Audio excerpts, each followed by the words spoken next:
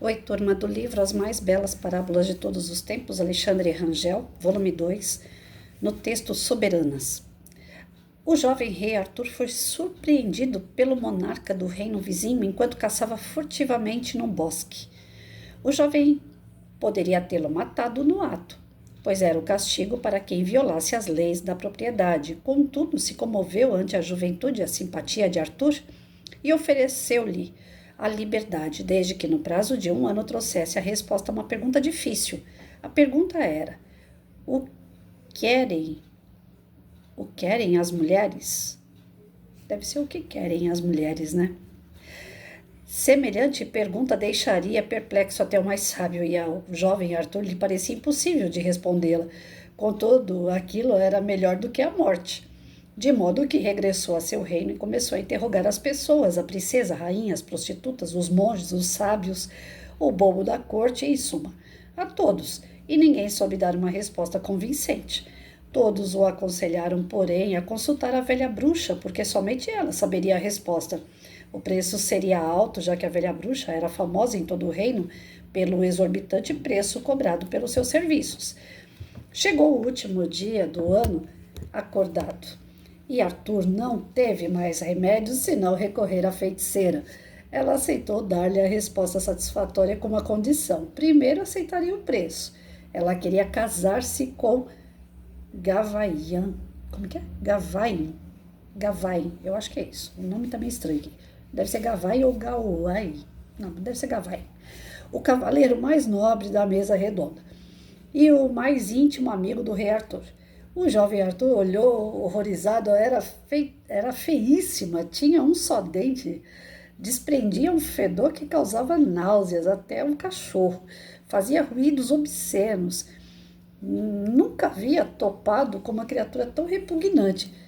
Acovardou-se diante da perspectiva de pedir a um amigo de toda a sua vida para assumir essa carga terrível.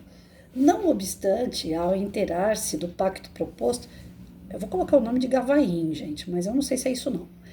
Afirmou que não era um sacrifício excessivo em troca da vida de seu melhor amigo e a preservação da mesa redonda. Anunciadas as bodas, a velha bruxa, com sua sabedoria infernal, disse: o que realmente as mulheres querem é ser soberanas da própria vida.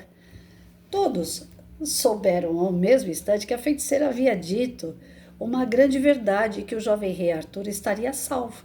Assim foi. Ao ouvir a resposta, o monarca vizinho lhe devolveu a liberdade.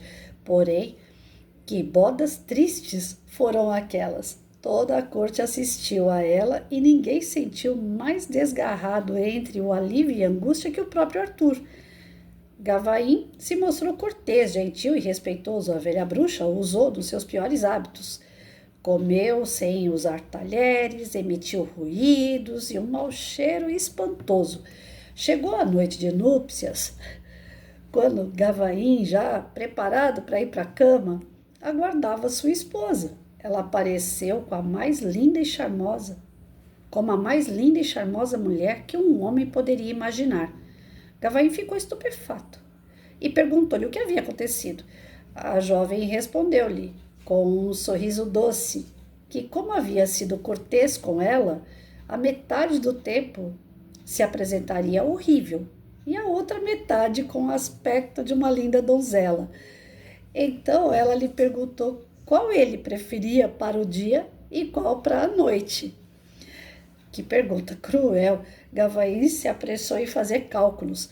Poderia ter uma jovem adorável durante o dia para exibir a seus amigos e à noite, na privacidade de seu quarto, uma bruxa espantosa. Ou quem sabe ter de dia uma bruxa e uma jovem linda no momento íntimo da sua vida conjugal. O nobre Gavain respondeu que a deixaria escolher por si mesma. Ao ouvir a resposta, ela anunciou que seria uma linda jovem dia e noite, porque ele a havia respeitado e permitido ser soberana de sua própria vida. Gente, eu tô dando risada porque, pelo amor de Deus, todas as mulheres são meio bruxa e meio fada, né? Todas. A gente tem aquele lado de doida e tem aquele lado amável, né? E se vocês forem ver, as mulheres mais amáveis, mais dóceis com os seus parceiros, são justamente aquelas que o homem deixa ela fazer tudo o que ela quer.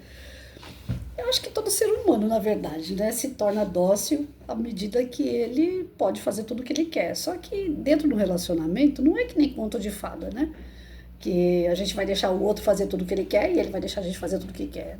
É uma convivência entre dois porcos espinhos, né? Um ferindo o outro o tempo todo e ao mesmo tempo aquecendo. Então é difícil, é muito difícil. Relacionamento a dois é muito complicado, né? Não tô aqui para poder fazer terapia de casal não, porque eu mesmo não sirvo para isso, gente. Tanto é que eu sou sozinha, eu vivi a maior parte do tempo da minha vida mais sozinha do que com alguém. Eu sou uma pessoa extremamente difícil para conviver. Eu acho que eu sou mais bruxa do que fada. E não encontrei pessoas que me deixassem fada também. Se é para ir no contexto, né, deixar fazer tudo o que quer, porque tudo o que eu quero não como eu converso com muita gente da minha idade que fala, eu quero liberdade, eu quero poder sair, eu quero estar com meus amigos, eu quero viajar, eu quero ter o meu momento. Não, isso nunca me passou pela cabeça. Eu fui criada dentro de um contexto familiar fechado, então para mim estava tranquilo viver um casamento, um relacionamento fechado. Mas a minha liberdade de querer fazer tudo o que eu quero é no sentido assim, que nem ontem eu estava conversando com um amigo, e falei para ele assim, tem uma casa aqui para reformar, podia colocar uma pia, podia arrumar isso, arrumar aquilo. Aí eu fiquei olhando para a cara do rapaz, ele ficou viajando na maionese, né? Eu falei, quer saber de uma coisa? Mulher quando fala que tem que fazer, tem que fazer, tem que fazer, vocês vão fazer tudo o contrário mesmo, né? Então não adianta eu falar nada. Faz do seu jeito e acabou. É isso, eu gosto de dar pitaco. Eu gosto de fazer as coisas acontecerem da minha forma, porque eu já tomei tanto da cabeça que algumas coisas a gente já sabe o caminho. E aí a gente quer fazer do nosso jeito, porque sabe que aquele jeito ali é o mais correto, é o que menos sofrido, né? O hospital que a gente quer dar na vida do filho, a gente quer fazer na vida de um aluno, que é o meu caso que eu sou professora, às vezes na vida dos meus amigos, que nem ontem, né? Eu falei, vai lá, faz isso, isso e isso. A gente está vendo como fazer e menos sofrido. E o outro que não passou pela experiência, ele tem uma outra visão. E aí dá os conflitos. Então, assim, hoje de manhã um amigo postou no Face, né? Que a gente pode ajudar as pessoas, mas sem fazer por elas. Então, quando eu começo a explicar e a pessoa não está fazendo daquele jeito, e eu sei que ela vai sofrer, a minha vontade de tirar ela de cena, e eu entro e faço então no lugar dela. É essa liberdade que eu, não sei se eu estou sabendo explicar, que eu gostaria de ter, né? Mas aí não é só com um relacionamento entre homem e mulher, com qualquer pessoa. Se eu sei o caminho e eu sei que ele é menos sofrido, eu sei a resposta, eu não tenho a paciência do outro achar a resposta dele. Eu já quero dar a resposta. Eu acho que eu fui assim até como aluna. E aí já tem gente que não, né? Que dentro do relacionamento quer liberdade para ser individualista, para fazer as coisas para ele, não voltado para o casal, né? Eu acredito assim, que toda pessoa no seu íntimo, independente de relacionamento íntimo a dois, né, mas a pessoa no seu íntimo, na sua individualidade, se ela é tratada bem, ela também trata bem, né? Não é o que Jesus ensinou. Jesus ensinou que nós deveríamos oferecer outra face, não é para bater, mas sim assim, a pessoa está mostrando a face ruim, a face do egoísmo, do orgulho, a gente tem que ir lá com a benevolência, com o perdão, com o amor, e mostrar esse outro lado, mostrar essa face que a pessoa ainda não conhece. Mas a gente ainda está muito atrasado para todos os momentos a gente fazer isso. Eu digo que em algum momento a gente acaba fazendo. Eu peguei um cara fofocando ontem. Mulher quando faz fofoca é horrível. Homem quando faz eu acho terrível, né? Não sei se eu tenho esse lado meio machista dentro de mim, mas eu acho que lugar de homem não é no meio de pessoas fazendo fofoca. Acho que homem é para proteger, eu acho que homem é aquele lado... Eu tenho essa visão de homem, um cara másculo, né? Um cara forte, um guerreiro. E aí ontem eu peguei um cara fazendo fofoquinha, intriguinha, sabe? Eu falei, ai meu Deus, que coisa ridícula. Eu esperei ele terminar de fazer todo o relatório dele, porque pessoas assim não adianta, né? Você querer cortar. Então você deixa a pessoa fazer todo o relatório dela. Quando ele terminou, ele estava batendo palma para um vizinho que foi assaltado. Em relação à política, eu sou política, eu tenho o meu lado escolhido muito bem claro e definido pelos ideais, pelos valores e princípios, não é pelo político, não é pelo partido, mas sim por uma questão de valores. Quem me representa são os valores que eu tenho, fazer o quê? E nem sempre represento também. Enfim, e o cara é muito extremista, extremista ao ponto de ver o outro que é de outro partido se dar mal, então bem feito pra ele, porque ele votou, porque é isso que ele quer. Aí eu esperei ele terminar de fazer a fofoca dele e falei, vem cá, já pensou se fosse com você?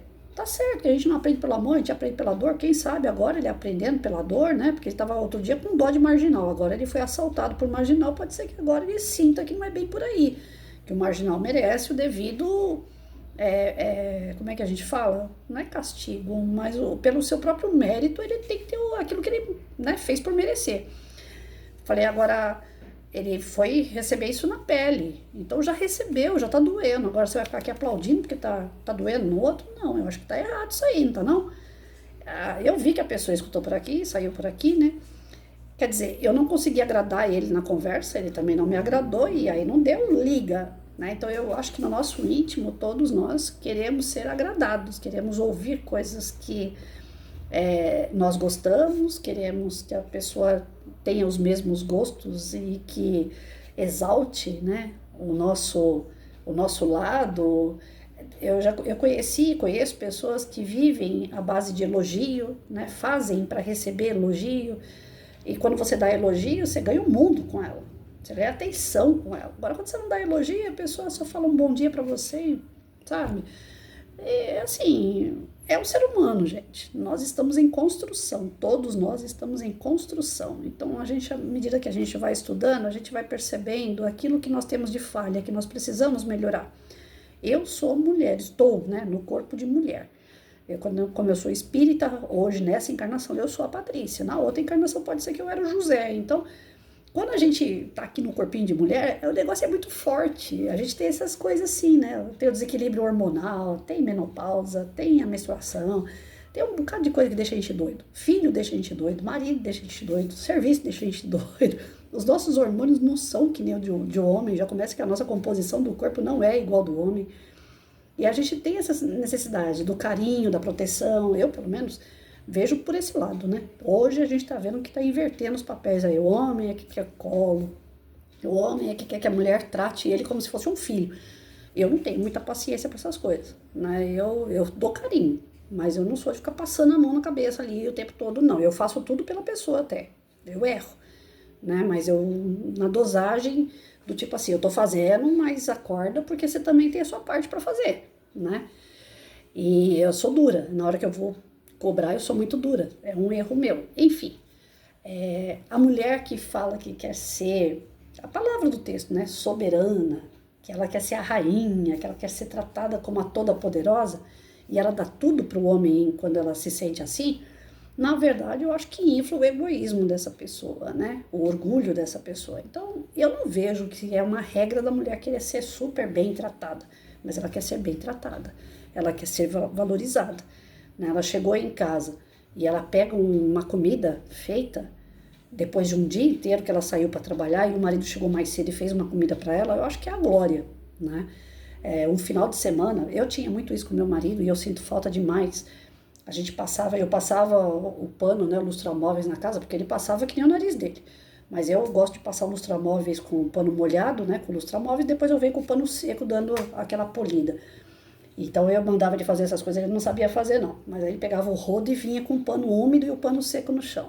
Enquanto um passava o pano nos móveis, o outro passava no chão. Quando a gente terminava, eu comprava uma pizza e comemorava. Nossa, nossa casa tá cheirosa e limpinha, os dois juntos, né? Então eu acho que isso é muito legal. Eu aprendi a pintar parede graças a ele, porque eu ia vendo ele pintando parede, pega isso, pega aquilo, vai fazendo isso, vai fazendo aquilo. Então eu, de ajudante, eu fui pegando o jeito quando vê eu e ele no rolo. Então os dois estarem juntos, eu acho que isso é fundamental. Os dois se sentirem importantes um para o outro. E não um ser soberano, um ser exaltado o tempo todo. E o outro, como é que fica? Como escravo? Eu não acho legal não, essa desigualdade assim não. Eu acho que os dois devem ser valorizados. E as pessoas, quando são valorizadas dentro da dosagem certa, todas estão felizes. E aí cai naquele jargão, né? Pessoa feliz não perturba ninguém.